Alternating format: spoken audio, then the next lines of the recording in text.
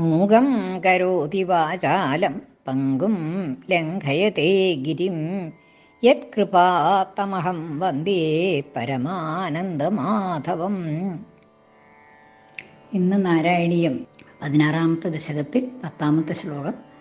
ക്രുദ്ധേശമർദ്ദിതമഖ സതുകൃത്തശീർഷോ ദേവപ്രസാദിതഹരാദഥ ലബ്ധജീവ ത്വത്പൂരിതക്രതുവര പുനരാപശാന്തിം സത്വം പ്രശാന്തികര പാഹി മരുത്പുരേശ. ദക്ഷയാഗം, ദക്ഷൻ്റെ കഥ, അത് അതിൻ്റെ അവസാനത്തെ ഭാഗം ആയിട്ട് പറയുകയാണ് ഈ ശ്ലോകത്തിൽ. യജ്ഞത്തിൽ ഭഗവാനെ ഉള്ള വൈരം കാണിച്ചുകൊണ്ട് ഭഗവാന് യാഗഭാഗം കൊടുക്കാതെ കണ്ടുള്ള യജ്ഞം തുടങ്ങി ദക്ഷപ്രജാപതി. അപ്പോൾ ആ യാഗത്തിലേക്ക് പോകാനായിട്ട് സതീദേവി ആഗ്രഹം പ്രകടിപ്പിച്ചു. ശിവൻ വേണ്ടാന്ന് പറഞ്ഞു എന്ന് വെച്ചാലും സതീദേവി പോയി. അവിടെ ചെന്നപ്പോൾ അപമാനിതയായി. അങ്ങനെ അപമാനിതയായിട്ട് സ്വയം യോഗാഗ്നിയിൽ ദഹിച്ചു എന്ന് പറഞ്ഞു ഇന്നലെ. അതിനുശേഷം ശിവന് ഈ വിവരം അറിഞ്ഞിട്ട് ക്രുദ്ധനായി തീർന്ന ശിവൻ യാഗം നശിപ്പിച്ച് ദക്ഷനെ വസിക്കണതും അതിനുശേഷം ദേവന്മാർ ചെന്ന് സമാധാനിപ്പിക്കുന്നതും ആടിൻ്റെ തല വെച്ച് യാഗം പൂർത്തിയാക്കിക്കോളാൻ പറയണതും ഒക്കെ ആയിട്ടുള്ള ഭാഗമാണ് ഈ ശ്ലോകത്തിൽ ചുരുക്കി പറഞ്ഞ്, വളരെ ചുരുക്കിയിട്ടാണ് പറഞ്ഞിട്ടുള്ളത്. ക്രുദ്ധേശമർദ്ദിതമഖ സതു കൃത്തശീർഷ. ക്രുദ്ധേശമർദ്ദിതമഖ, ക്രുദ്ധനായി തീർന്ന ഈശനാൽ, ശിവനാൽ. ഈശൻ എന്ന് പറഞ്ഞാൽ ഈശൻ സാധാരണയായിട്ട് ശിവൻ എന്നുള്ള അർത്ഥത്തിലാണ് പറയാറ്. ക്രുദ്ധനായി തീർന്ന കോപിച്ചതായ ഈ ശിവനാൽ മർദ്ദിതമഖ, മർദ്ദിതമായ നശിപ്പിക്കപ്പെട്ട മഖം യാഗം. മർദ്ദിതമായ മഖത്തോടുകൂടിയ യാഗത്തോടുകൂടിയ ആ യജ്ഞത്തിനെ അങ്ങോട്ട് നശിപ്പിച്ചു. ശിവൻ്റെ പാർഷദന്മാരും ശിവനും ഒക്കെ, ആദ്യം പാർഷദന്മാർ ചെന്നു, പിന്നെ ശിവനും ചെന്നു. അങ്ങനെ ആ യാഗത്തിൻ്റെ സാമഗ്രികളൊക്കെ നശിപ്പിച്ചു അവിടെ എന്നാണ്. ക്രുദ്ധേശ മർദ്ദിതമഖ സതു.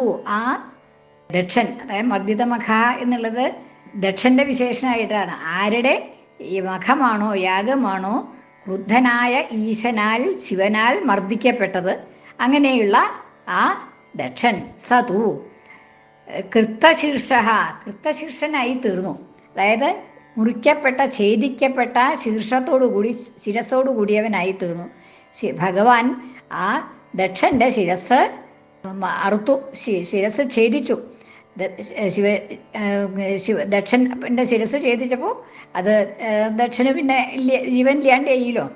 ക്രുദ്ധേശമർദ്ദിത മഖ, ക്രുദ്ധനായ ഈശനാൽ ശിവനാൽ മർദ്ദിക്കപ്പെട്ട മഖത്തോടുകൂടിയ, നശിപ്പിക്കപ്പെട്ട മഖത്തോടുകൂടി കൃത്തശീർഷനായി തീർന്ന, ഛേദിക്കപ്പെട്ട ശിരസോടുകൂടി, ശീർഷം എന്ന് വെച്ചാൽ ശിരസ് തന്നെ, ശിരസോടുകൂടിയ ആ ദക്ഷൻ ദേവപ്രസാദിതവരാത് അധ ലബ്ധജീവ.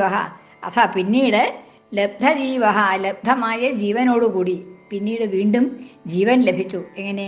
ആടിൻ്റെ ശിരസ് അവിടെ വച്ചിട്ട് ഭഗവാൻ തന്നെ ശിവൻ തന്നെ, പരമശിവൻ തന്നെ തൻ്റെ കരുണാപൂർണങ്ങളായ നേത്രങ്ങളെ കൊണ്ട് അവിടെ ജീവൻ നൽകി ദക്ഷന് എന്നാണ്. ലബ്ധജീവ, വീണ്ടും ജീവൻ ലഭിച്ചവനായി. ആദ്യം ശിരസ് അറുത്തുവെങ്കിലും പിന്നീട് ജീവൻ ലഭിച്ചവനായിട്ട്. എങ്ങനെ? ദേവപ്രസാദിത ഹരാത്, ദേവന്മാരാൽ.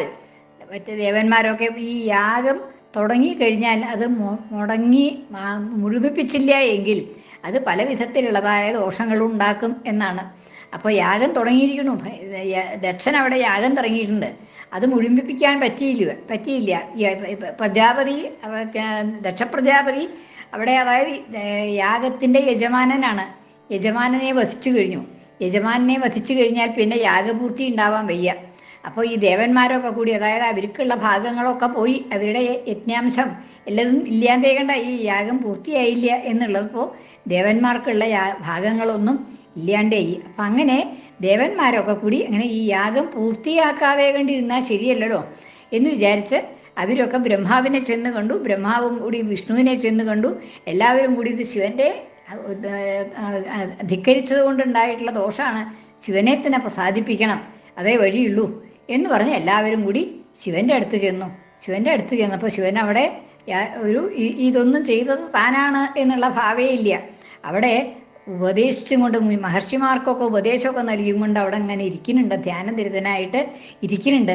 അങ്ങനെയുള്ളതായിട്ടുള്ള ആ ശിവനെ ഇവരൊക്കെ കൂടി സ്തുതിച്ചു കഴിഞ്ഞപ്പോൾ ശിവൻ പറഞ്ഞു, ഞാൻ ഇതൊന്നും വിചാരിച്ച് ചെയ്തതല്ല. എന്തെങ്കിലും തെറ്റ് ചെയ്യുമ്പോൾ അവർക്കൊരു ശിക്ഷ കൊടുക്കണം, അവരെ പഠിപ്പിക്കണം എന്നുണ്ടെങ്കിൽ, നേരെയാവണ്ണം പഠിപ്പിക്കണം എന്നുണ്ടെങ്കിൽ, അവർക്ക് ശാന്തി ലഭിക്കണം എന്നുണ്ടെങ്കിൽ ഒരു ശിക്ഷ കൊടുത്താലേ പറ്റുള്ളൂ. അതുകൊണ്ട് ചെയ്തതാണ്. ആയിക്കോട്ടെ, പണ്ടത്തെ മാതിരി ഈ ദക്ഷന ശിരസ്സുണ്ടാകട്ടെ, ശിരസ് പക്ഷേ ഇനി ആ ശിരസ് തന്നെ വേണ്ട, ഒട്ടിക്കണ്ട. എന്താണെന്ന് വെച്ചാൽ അത് ഇതായിട്ടുള്ള ശിരസ്സാണ്. അപ്പം അതുകൊണ്ട് വേറെ ഒരു ആടിൻ്റെ ശിരസ് അവിടെ വെച്ചാൽ മതി. അപ്പോൾ അങ്ങനെ ജീവൻ ഉണ്ടാക്കിക്കോളാം എന്ന് പറഞ്ഞു. അത് പറഞ്ഞതിന് ശേഷം ആ ആടിൻ്റെ ശിരസ് ദക്ഷൻ്റെ ദേഹത്ത് വെച്ചിട്ട് അങ്ങനെ ദക്ഷപ്രജാപതിക്ക് വീണ്ടും ജീവൻ കൊടുത്തു. ആ യാഗം മുഴുമിപ്പിച്ചു എന്നാണ് പറയണത്. ദേവപ്രസാദിത ഹരാത്, ദേവനാൽ പ്രസാദിക്കപ്പെട്ട, സന്തുഷ്ടനാക്കപ്പെട്ട ഹരനാൽ, ഹരൻ എന്ന് വെച്ചാൽ ശിവൻ, ഹരനിൽ നിന്ന് ലബ്ധജീവ, ജീവൻ ലഭിച്ചവനായിട്ട് വീണ്ടും ജീവൻ ലഭിച്ച ഹരൻ വീണ്ടും ശിവൻ വീണ്ടും ജീവൻ കൊടുത്തു ഈ ദക്ഷപ്രജാപതിക്ക്. ദേവന്മാരൊക്കെ ചെന്ന് സ്തുതിച്ച് പ്രസാദിപ്പിച്ചപ്പോൾ വിഷമമൊന്നും ഇല്ലാതെ കണ്ട്, യാതൊരു വിഷമവും ഇല്ലാതെ കണ്ട് അദ്ദേഹം വീണ്ടും ജീവൻ നൽകി ദക്ഷന്. അങ്ങനെ ത്വത്പൂരിത ക്രതുവരഹ, അങ്ങനെ ജീവൻ ലഭിച്ചിട്ട് പിന്നെ ഭഗവാൻ വിഷ്ണുവും ആ യാഗം പൂർത്തിയാക്കാനായിട്ട് സഹായിച്ചു എന്നാണ്. ത്വൽപൂരിത ക്രതുവരഹ, അങ്ങയാൽ പൂരിപ്പിക്കപ്പെട്ട, സമാപിക്കപ്പെട്ട, അവസാനിപ്പിക്കപ്പെട്ട യാഗത്തോടുകൂടി ക്രതുവര, ആ ശ്രേഷ്ഠമായ യാഗം അങ്ങ് ചെന്ന് സമാപിച്ചു. അങ്ങയുടെ സഹായത്തോടുകൂടി ആ ദക്ഷനെ തന്നെ യജമാനാക്കിക്കൊണ്ട് ആ യാഗം അവസാനിപ്പിച്ചു. ത്വൽപൂരിത ക്രതുവരഹ, ആ ക്രതുശ്രേഷ്ഠം, ആ വലിയ യാഗം അത് അങ്ങയാൽ പൂരിപ്പിക്കപ്പെട്ടു. അങ്ങനെ പുനരാപശാന്തിയും, ദക്ഷന് വീണ്ടും ശാന്തി ലഭിച്ചു. അതായത് ഇതൊക്കെ കഴിഞ്ഞപ്പോഴേക്കും ശാന്തനായി തീർന്നു. അദ്ദേഹത്തിൻ്റെ ആ ക്രോധ സ്വഭാവവും അതൊക്കെ രാജസപ്രകൃതിയും അതൊക്കെ നശിച്ച് പുനഃ ശാന്തിം ആപ, വീണ്ടും ശാന്തിയെ പ്രാപിച്ചു. ആര്? ദക്ഷൻ. പുനഃ ശാന്തിം ആപ പ്രാപിച്ചു. പുനരഹ ആപശാന്തിം, വീണ്ടും ശാന്തിയെ പ്രാപിച്ചു. അങ്ങനെയുള്ളതായ സത്വം, അപ്രകാരമുള്ള അങ്ങ്, ഇങ്ങനെ ദക്ഷന് വീണ്ടും ശമം കൊടുത്തതായ, ദക്ഷനെ വീണ്ടും ശാന്തനാക്കിയതായ സഹാത്വം, അപ്രകാരമുള്ള അങ്ങ് പ്രശാന്തികര, എല്ലാവർക്കും പ്രശാന്തിയെ, ശമനത്തെ കൊടുക്കുന്നതായ, ശാന്തിയെ കൊടുക്കുന്നതായ അല്ലയോ ഭഗവൻ. പാഹി മരുത്പുരേശ, മരുത്പുരേശ അല്ലയോ ഗുരുവായൂരപ്പ, പാഹി രക്ഷിച്ചാലും, എല്ലാവർക്കും ശാന്തി കൊടുക്കുന്നതായ അങ്ങ് ഞങ്ങളെ എല്ലാവരെയും രക്ഷിച്ചാലും പാഹി എന്ന് അവസാനിച്ചു. ആ ദക്ഷൻ്റെ കഥ അവിടെ 2 ശ്ലോകങ്ങളും കൊണ്ട് വളരെ ചുരുക്കി അങ്ങനെയാണ് പറഞ്ഞത്. ക്രുദ്ധേശമർദ്ദിതമഖ സതു കൃത്തശീർഷോ ദേവപ്രസാദിതഹരാദഥ ലബ്ധജീവ ത്വത്പൂരിതക്രതുവര പുനരാപശാന്തിം സത്വം പ്രശാന്തികര പാഹി മരുത്പുരേശ. കൃഷ്ണാർപ്പണം. മലയാള പരിഭാഷ. കോപിച്ചു രുദ്രനഥശാലത കർത്തു കൊന്നു ദേവപ്രസാദിതഹരൻ പുനരേകീവൻ യാഗം നടത്തി കൃപയാൽ തവ ശാന്തി കിട്ടി മട്ടു ശാന്തികര കാക്കുക വായുനാഥ.